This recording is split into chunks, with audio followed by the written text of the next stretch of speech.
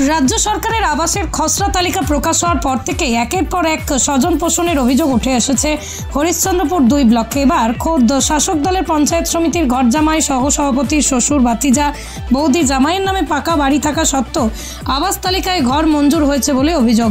বাদ পড়েছে বহু কাঁচা বাড়ি। বিডিও সহ সার্ভে করা সরকারি কর্মচারীদের বিরুদ্ধে টাকার বিনিময়ে ঘর পাইয়ে দেওয়ার অভিযোগে শনিবার সকালে বিক্ষোভ দেখালেন মশালদহ অঞ্চলের বঞ্চিত যোগ্য উপভোক্তা সহ কংগ্রেস কর্মীরা।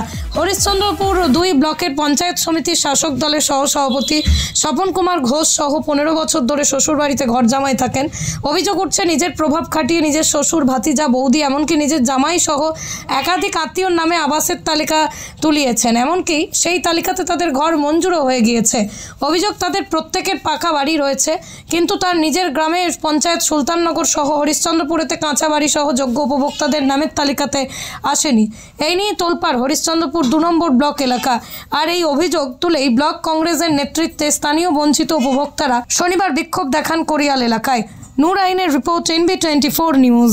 আমরা বিক্ষোভে নেমেছি এই জন্যই, আজকে আবাস যোজনার যে তালিকা প্রকাশ হয়েছে সেই তালিকায় সাধারণ মানুষ আজকে ঘর থেকে বঞ্চিত। যারা মাটির বাড়ি, কাঁচার বাড়ি, টিনের বাড়ি তারা বঞ্চিত। যাদের এখন বর্তমানে যাদের দোতলা বাড়ি, 3 তলা বাড়ি, এমনকি ছাদ পিটা রং করা বাড়ি, যারা তৃণমূল করে তারাই এই বাড়িগুলো পেয়েছে।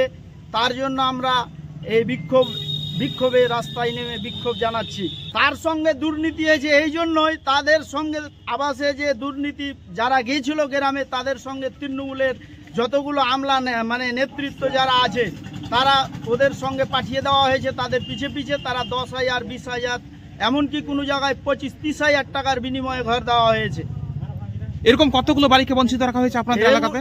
এগুলো আমাদের মশলদহ অঞ্চলে প্রায় আমার জানা মতে 1000 খানেক লোক এরকম বঞ্চিত হয়েছে, যাদের মাটির বাড়ি, তারা ঘর পায়নি। তাহলে বাড়িগুলো কাদের নামে এসছে?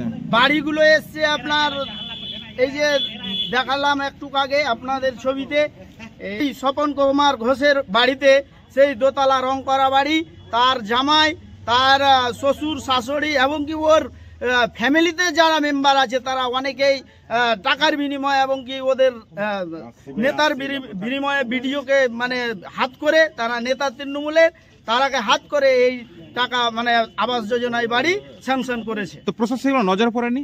এটা নজর করলেও ওরা নেতৃত্বে আছে, তো তার জন্য এই বিডিওকে টাকার বিনিময়ে এরা এটা করেছে। ক্ষমতার জোর দেখিয়েই সাধারণ মানুষের কথা তারা তো শুনছে না। মমতার টাকা কি করে হলে? এটা তো জনগণের ট্যাক্সের টাকা, এটা তো জনগণের আম পাবলিকের সবারই, আমার আপনার সবারই টাকাতেই তো সরকার চলে। এটা কি করে একজন সরকার মমতা ব্যানার্জি কি করে দাবি করতে পারে যে আমার টাকা? এটা তো আম পাবলিকের ট্যাক্সের টাকাতে ঘর দেওয়া হচ্ছে। তাহলে অন্যান্য দলের কর্মীদেরকে মানে বঞ্চিত কেন করা হচ্ছে? বঞ্চিত এই জন্যই করা হচ্ছে যে তারা তৃণমূল করবে, তৃণমূল যদি করো তাহলে ঘর পাবা, তৃণমূল না করলে ঘর পাবে না। পরিষ্কার ওদের একটাই কথা। তাদের যতগুলো নেতা নেত্রী আছে সবাই একই কথা, যদি টাকা দাও 20,000 করে আপনার লিস্টে নাম আসবে, না হলে নাম আসবে না। আমরা আমাদের দাবি সাধারণ মানুষ মাটির বাড়ি থাকা সত্ত্বেও তারা ঘর থেকে বঞ্চিত।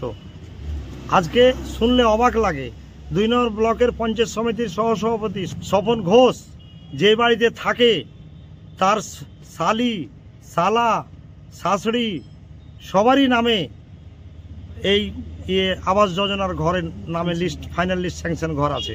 তাদের বাড়িগুলো কি? তাদের বাড়িগুলো সব পাকার বাড়ি। ছবি তো আপনাদের দেখালাম, পাকা বাড়ি।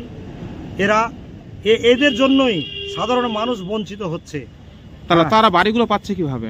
তারা বাড়িগুলো পাচ্ছে, তারা আজকে ক্ষমতার বলে, তারা পার্টির ক্ষমতার বলে বিডিওকে হাত করে টাকা দিয়ে ওরা নিজেই নিয়ে নিচ্ছে। সাধারণ মানুষকে ঘর কিন্তু দিচ্ছে না।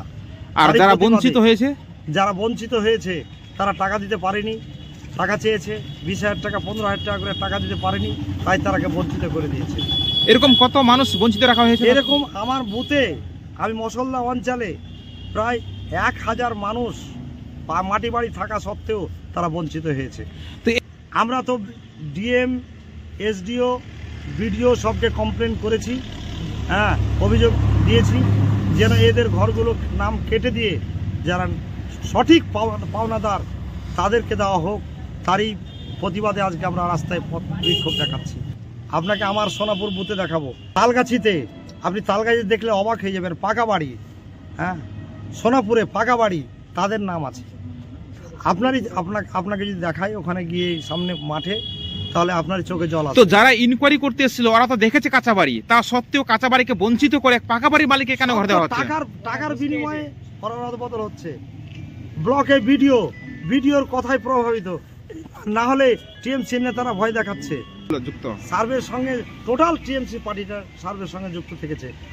সার্ভে হচ্ছে, পিছন টাকা উঠাচ্ছে। হ্যাঁ, আমাদের এলাকায় আমরা যেটা বাস্তবে দেখেছি। আপনার নাম?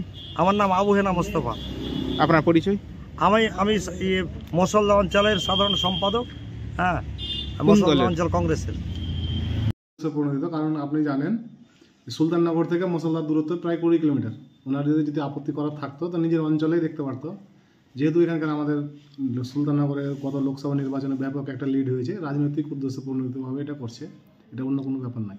কিন্তু তারা তালিকা দিয়ে প্রমাণ দিয়ে তারা অভিযোগ দায়ের করেছে। প্রমাণ দেখেন, আমি আর আগেও বলেছিলাম আপনার মিডিয়া মারফত যে দেখেছিলেন যে বিজেপির উপপ্রধানের নাম আছে। আমরা বারবার বলছি কোনো রাজনৈতিক নেতা ঘর পাবেন এরকম কোনো জায়গায় লেখা নাই। যদি যোগ্যতা সরকারের যে ক্রাইটেরিয়া আছে তার যদি ফুলফিল হয়, সে সিপিএম, কংগ্রেস, বিজেপি, তৃণমূল যে কোনো রাজনৈতিক যে কোনো পদাধিকারী হতে পারে, তাহলে ঘর পাবে। এখানে রাজনৈতিক লোক থাকলে ঘর পাবেন এরকম তো কোনো জায়গায় নিয়ম লেখা নেই। না, তারা অভিযোগ করছে যে তাদের পাকা বাড়ি অথচ তালিকায় নাম। সেটা খসড়া আকারে প্রকাশ হয়েছে, যদি কোনো ভুল থাকে চূড়ান্ত তালিকা সেটা প্রশাসন বাদ দিবে। আমি প্রশাসনকে বলবো সেটা দেখে নিবে সঠিকভাবে, যাতে তদন্ত করে নেয়। আপনার নাম? আমি মোহাম্মদ মনিরুল আলম, হরিশ্চন্দ্র ব্লক যুব তৃণমূল কংগ্রেসের সভাপতি। নমস্কার, আপনারা দেখছেন নিউজ বাংলা 24।